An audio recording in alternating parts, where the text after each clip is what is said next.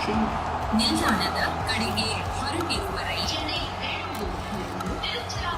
Hyderabad Punjab Express, Varanasi Station, Netaji Bhavan.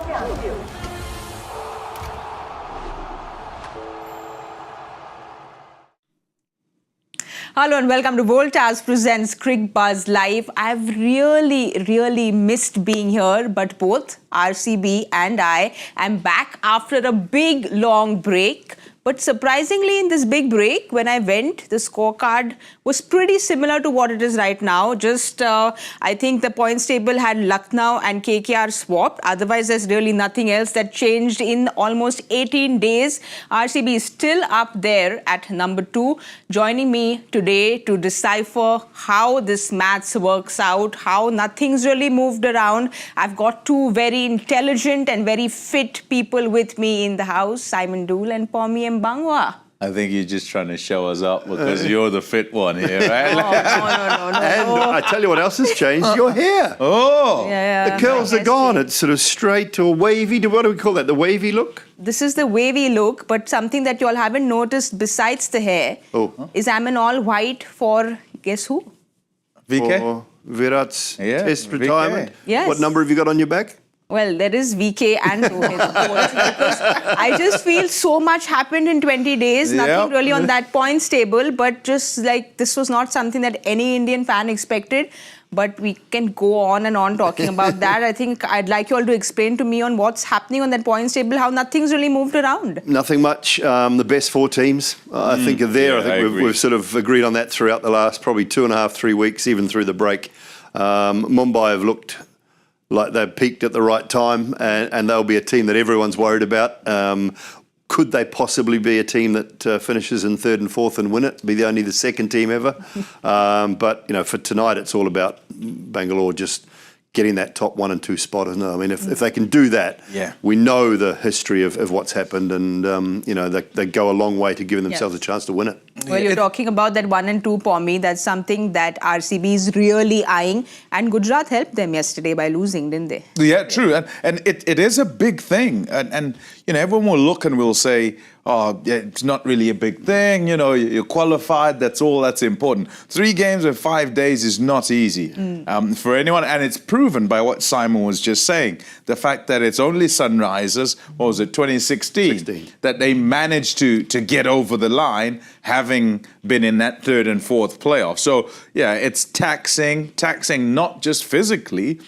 You also have to change venues, don't you? So you go from whatever the first venue is to the second venue in order to get to play your eliminator, and then so I think it's a lot to do. So that 1 and 2, particularly important. If you can clinch it, make sure that you do, and then you give yourself more of a chance of actually being champion.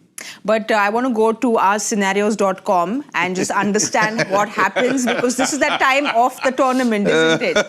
Yeah, there it is, Simon. If Bengaluru win both and get to 21 points, they're short that top 2. If they win just 1 at 19 points, they either need Gujarat to lose or they need Punjab to lose. And if they lose both, then they can't make it to the top 2.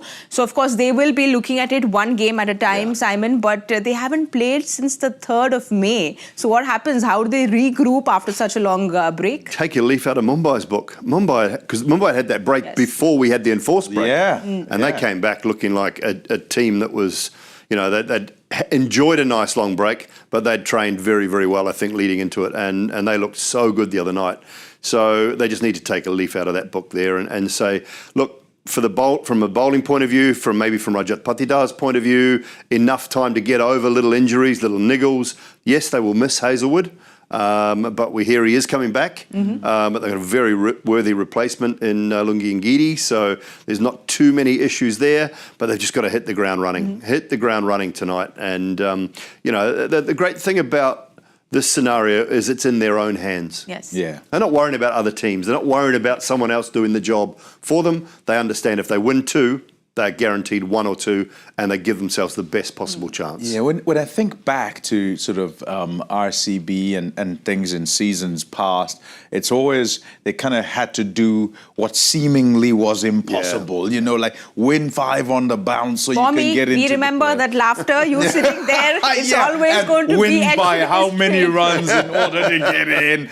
You know, so like so many like things that were, well, you don't expect that. I mean, it'd be a miracle if it does, and then it kind of does, and then they kind of fall at the last hurdle. This time around, like Simon says, let's play Simon You like Says. that,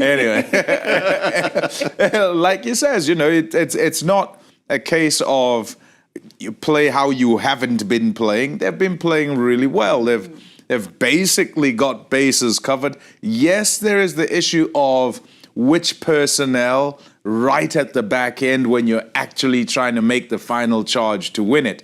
And I think Hazelwood's going to be important. And I don't know if when he returns, he'll be fit to it and ready to go.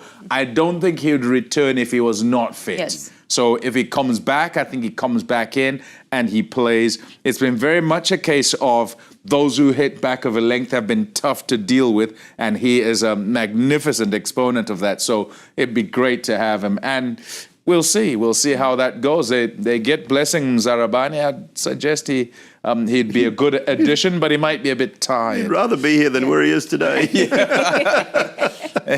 Well, just like Pommie said and like Simon said, there's been only one team in 2016, that was Hyderabad, that went on to win the IPL title after being at number 3 and 4.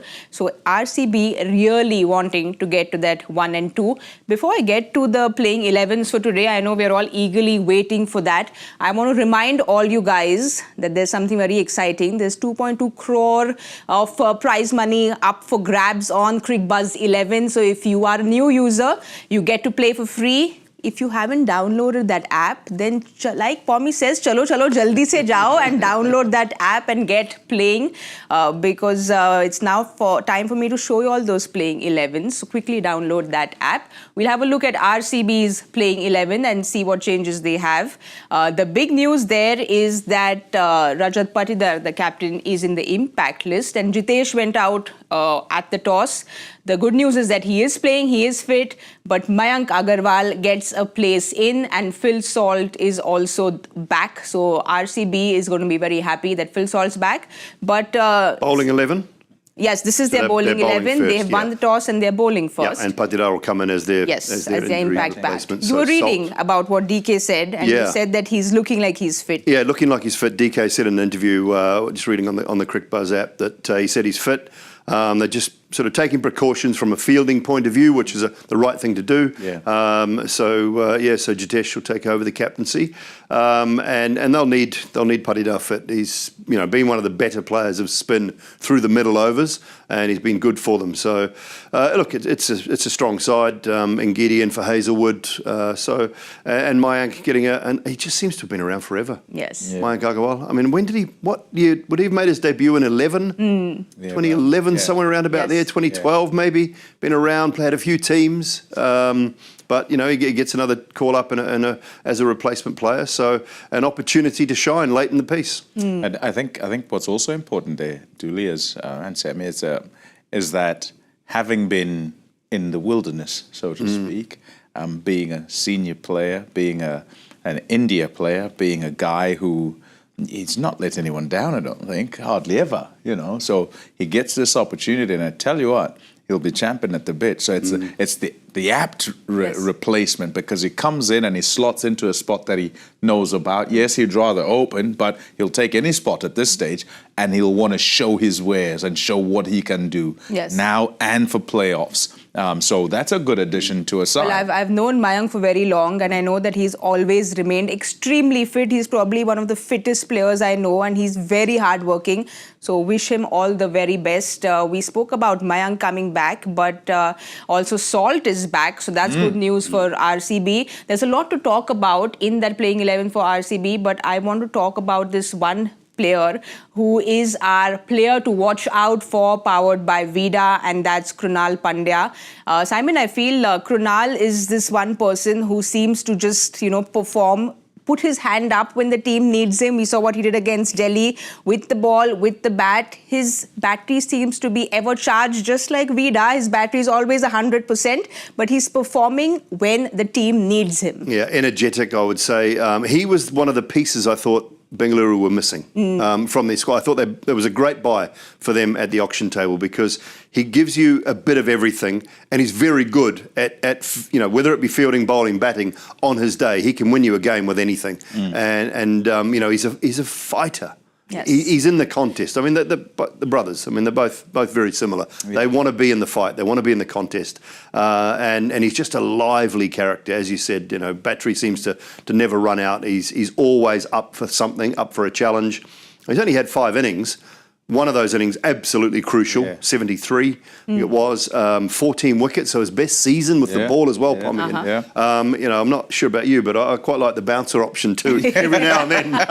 It takes batters by surprise, doesn't it? Who doesn't want the bouncer option? Everybody likes the bouncer option. Yeah, great sort of range, isn't it, from Krunal, and not just from a perspective of the various disciplines that he can show, just with his bowling as well. Talk about a bouncer, talk about change of pace with a slower or faster, with spin, without arm balls, all the rest. And what he is a cricketer with great nous. Absolutely. He's a clever cricketer because many will watch him and they'll wonder, okay, what is it that he does? Why is it that he's successful? And won't really be able to put their finger on it because technically you're not going to look and say he does X particularly well. And yet there is an effectiveness he brings to whatever side he plays in because he's aware of what's going on in the game, what you're trying to do, and just how to stay one step ahead of you. Yeah, really good cricketer. And like Simon says, also a good acquisition. That's why he's a winner, whether it was at Mumbai, whether it was at Gujarat, wherever he was, right? And now here at RCB to try and ensure that they can win in season number 18, right? Well, you speak about his range. I think just like Vida, his range is also just so wide. And that's something I want to talk about, Simon, because the bowling coach for RCB said that he's moved and changed his action around a little bit, which has helped him this year. Do you see any change in his action? I haven't noticed any discerning change. What I do think that he does very, very well, and I think a lot of good spinners do well, is they change their position on the crease.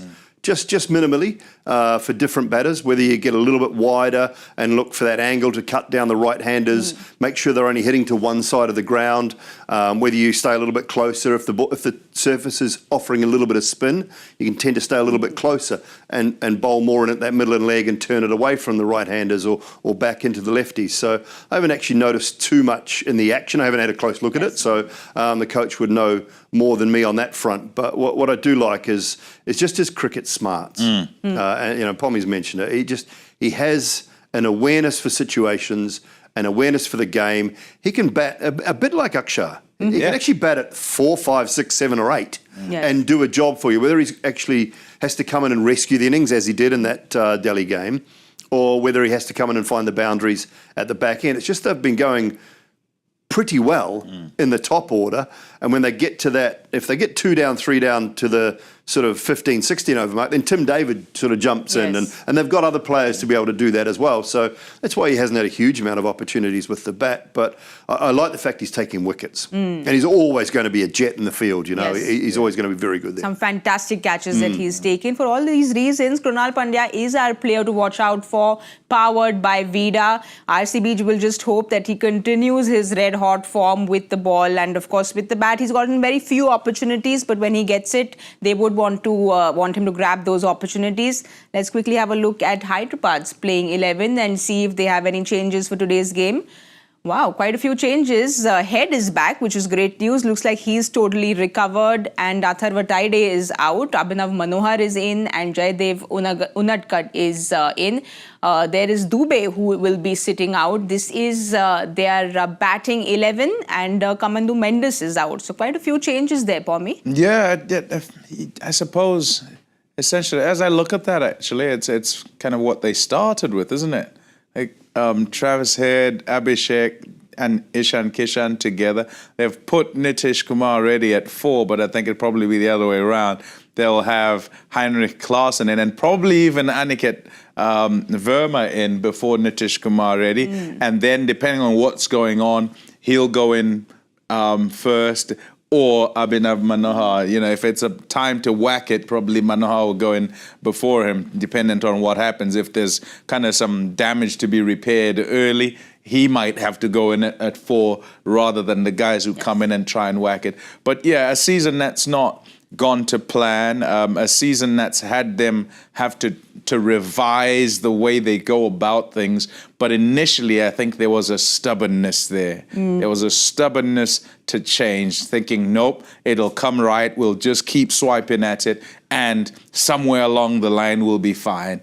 You've got to change quickly, because if you don't, then you get on that slippery slope, and then it's too late. And unfortunately, that's exactly what happened. You still have to finish on a high, though, because everybody's playing for something. Everybody's playing for next season. Everybody's playing for their place next season. And if you're not going to be in that squad the next season, you'll be in another squad maybe, only if you do well enough, right? Yeah, so show your wares. That's always the case with every single IPL game. You know, Pommie, you spoke about that stubbornness that they had when they started off. There was someone who we didn't speak up on that playing 11 is Ishan Kishan, because he started off like a rocket, 106 runs in that first game.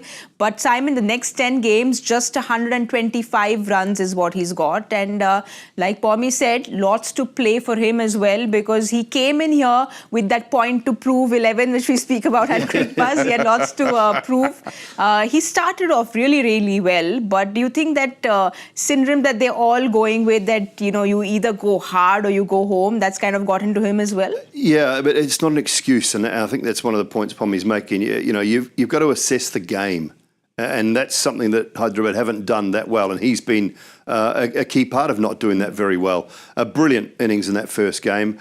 But then he's had moments. I mean, that one that he walked off when he didn't nick it, yes. Didn't nick it at all down the leg side and just walked off the field. You know, there's been moments in the season where you thought something hasn't been right with Ishan Kishan. And if you compare him with the number 3s that have also played all the games, I mean, his numbers are so bad compared to the rest. And we all thought after game number 1 that it was going to be his season, you know, relieved of that pressure of the money tag. 15.2 crore or something like that was at Mumbai, relieved of all that pressure, going to Hyderabad, and you know, you thought, wow, this might be the rebirth of Ishan Kishan, but it hasn't been. And you know, 2 other scores above 30, I think, for the season is not a great outcome for him. So yeah, been disappointing from that point of view. Yeah, so great Pommie, motivation.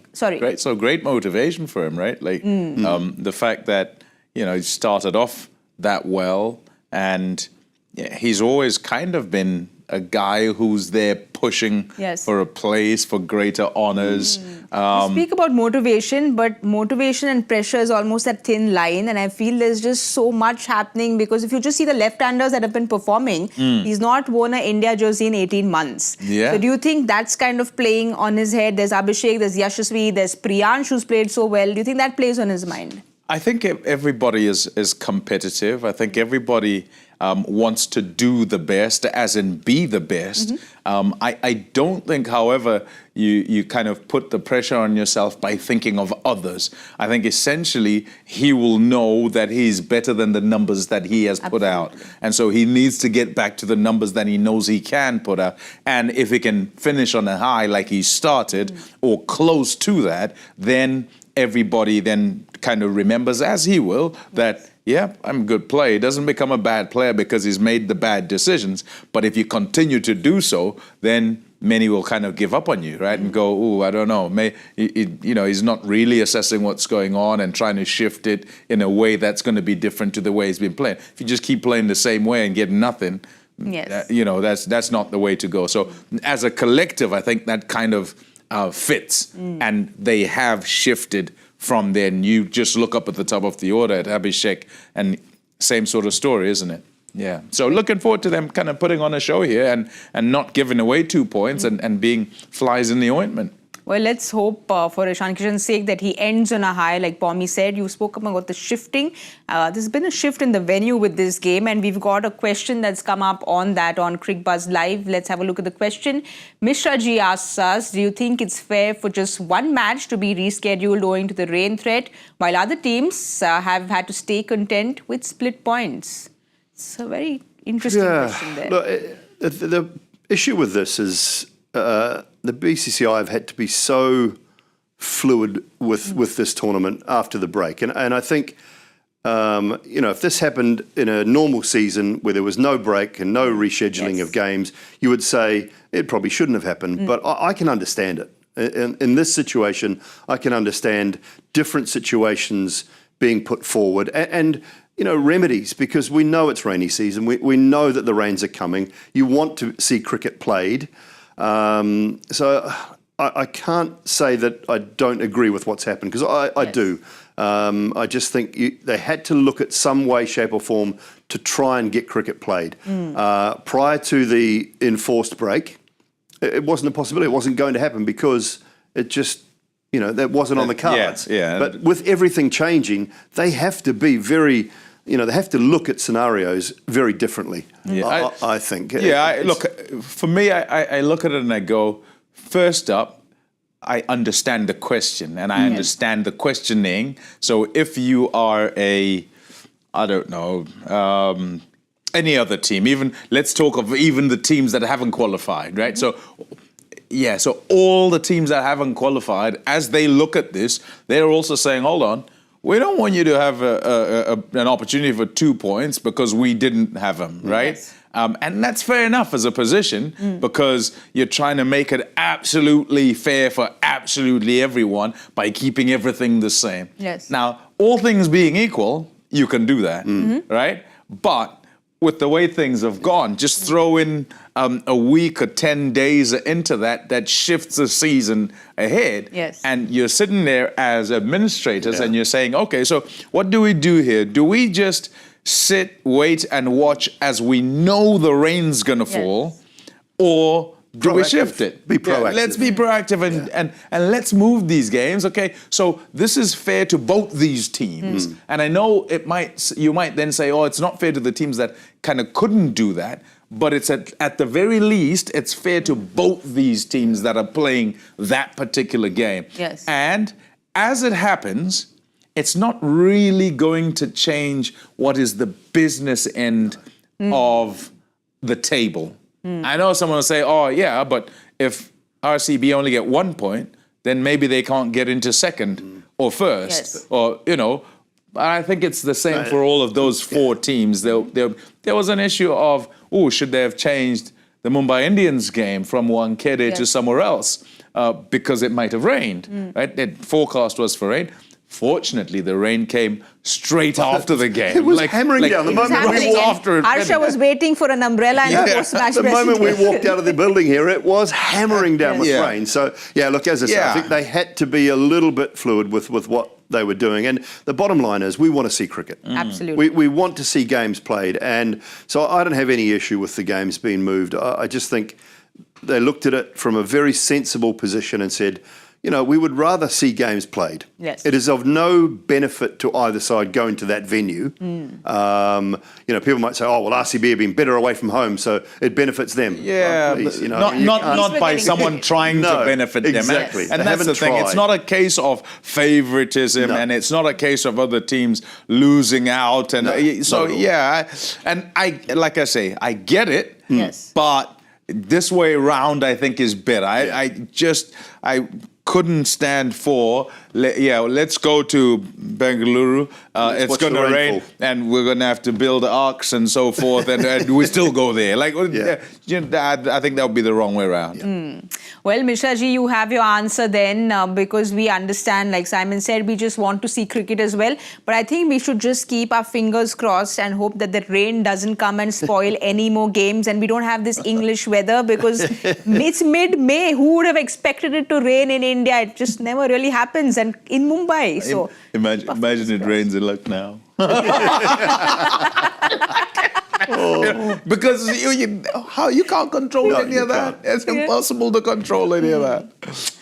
All right, then we'll see if it rains or it doesn't rain. That we will hope it doesn't is what everyone wants, because we want a nice, proper, good game of cricket without any shortage of overs and any of that. RCB will be bowling first today, and we touched upon it a little bit that one specialist has gone in Hazelwood, but the other specialist is in with Ngidi. The last game that he played, he picked up those 3 wickets. But Simon, do you think that they've kind of underused him, or they just didn't need to use him? Do you think that was the case of maybe they've just had everything going right for them? Yeah, there's probably only one spot for an overseas bowler in their lineup when you look through what they have from a batting point of view. So, and with all due respect to Ngidi, I'm taking Hazelwood pretty much, Monday through to Sunday in that situation. Not that he cannot do a job, because he's a terrific bowler, and probably more skilled with the slower balls than Hazelwood is. But I think Hazelwood, as Pommie said earlier, that back of a length that's worked so well for most of the seamers, the really high quality seamers in this tournament that have had success, have just hit a good hard length, and there's none better than Josh Hazelwood to do that. So Ngidi, if it's holding in the surface, he's a terrific exponent of the slower ball. He'll get guys caught at mid-off, mid-on all the time because of that slower ball. It really dips on you. He puts a lot of revs on it. So on a slowish surface, he'd be just as dangerous. But I think, I don't think they've underutilised him, because Hazelwood's been available. Yes. And there's only been one spot for an overseas seamer. Yeah, so I think all of it has to be taken in kind of context. So take the whole scenario, not just the one spot. And when you think of the way that RCB had gone, despite their searching in terms of who they needed and wanted to play with their overseas players, they probably stumbled upon it somewhat when you have both Tim David and Romario Shepherd playing in the same team. Even when they were at Mumbai together, right? They kind of were loath to play both at the same time, because the thinking is that they are both the same player. Yes, Tim David doesn't bowl as much as Romario Shepherd, but what they go into the team for is for their power at the back end. Now, one can bowl some spin, the other can bowl seamers. You can use him, up at the front. You're loath to use him. You want to use him in the middle, Romario Shepherd mainly, and maybe at the death. But essentially, if you don't have to use him as a bowler and you can just use him as a batter who comes in and whacks it, that's what you'll do. So there are those two. Yes. And then you've got Phil Salt. You're never leaving him out. He's fit. He plays every single time. He's unbelievable. So there's one spot left.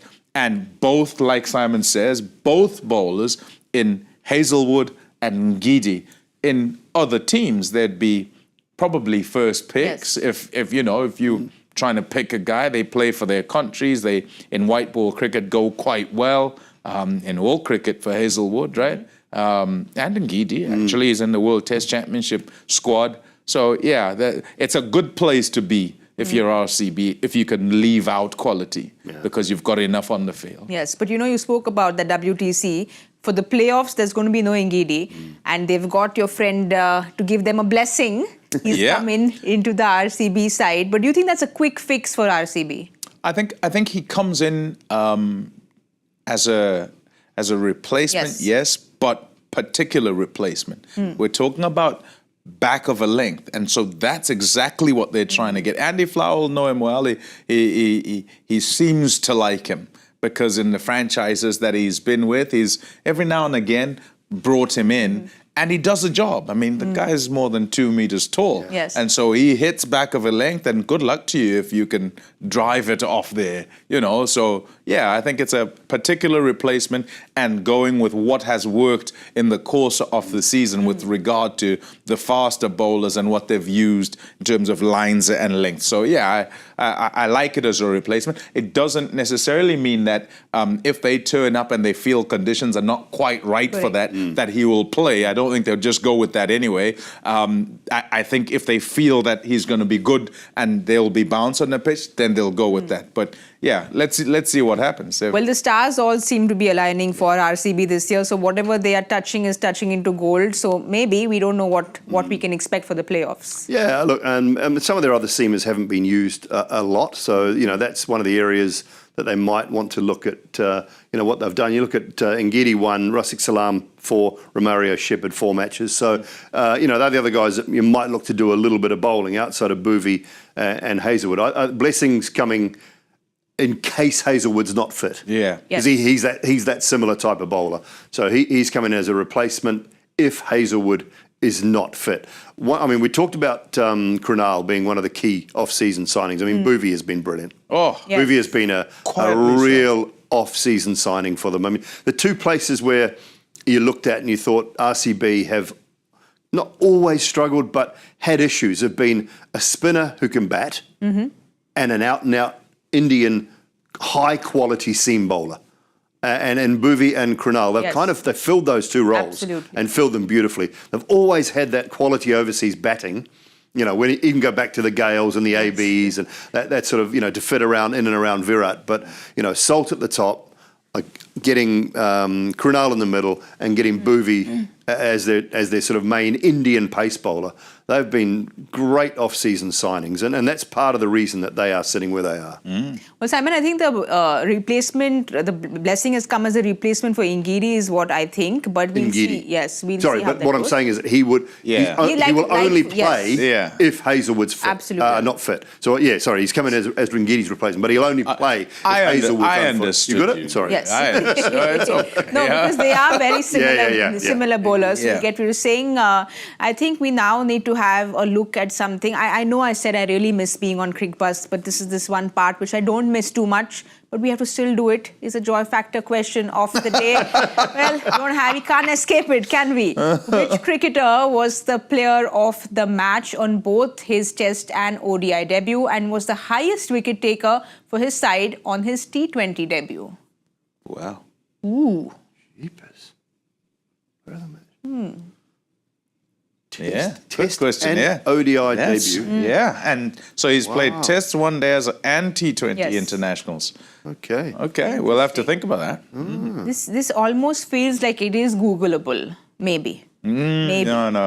It won't be. Oh, right. I think, okay. Oh, I think you have an answer there, Simon. We'll discuss it. I think he's been mentioned in this show. Ooh. There you go. That's all I'll tell you. Oh. All like right. it, I We like it. mentioned a whole lot of people, but we'll think back. I'm thinking of someone as well, Yeah. actually, yeah. Yeah, and he was mentioned in this show. Well, there you go. Yeah, there you go. So we're either completely wrong Oh, we've got it in one. or we've got it in one. Just like our guest games, we are either completely wrong or we get it. This is my last day. I need 2 out of 2 today to get past our man downstairs with the shiny gnome. I'm going to dome. give you a little bit of help. Yeah. 6 runs of 3 balls. Okay. Go first. Well, they scored 200 they scored over 200 the other day. I'm going to go 197. Who's batting first, by the way? Hyderabad. Hyderabad are And batting Travis first. Head is back. Travis Sheck are back together. Oh, Travis Sheck, you beauties. I'm going with 217. There's plenty of room. No, I was going to go with 212. Okay, But done. I'll go with 200. Well, don't change your mind. Why? Yes. It's No, not like- it's a woman's prerogative. You Yeah, can change well, your you can mind. change your hair, you can change your hair, mind. you can change your clothes, you can change whatever you like. But I won't change my prediction score. Okay. It's your prerogative to not change as well. Yes. All right, I'm going to go with 212. Pommie is 217. And Simon is 197. That's what we've got. Let's hope that one of us gets it right. And I am hoping, yes, I've come back after a break, but I'm hoping that Simon gets it right because I want him to leave on a high. Just like we want Ishan Kishan to go on a high, we want Simon to go on a high as well this season. So we'll keep our fingers crossed for that. Thank you so much, everyone, for watching Voltas Presents Cricbuzz Live. We will be back at the 10 hour point, the Cricbuzz Combox. So we'll see you all there. Bye-bye.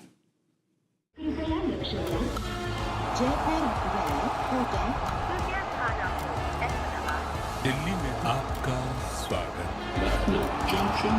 ನಿಲ್ದಾಣದ ಕಡೆಗೆ ಹೊರಟಿರುವವರೇ Chennai Hyderabad Punjab Express, Bengaluru Station, Netaji Bhavan.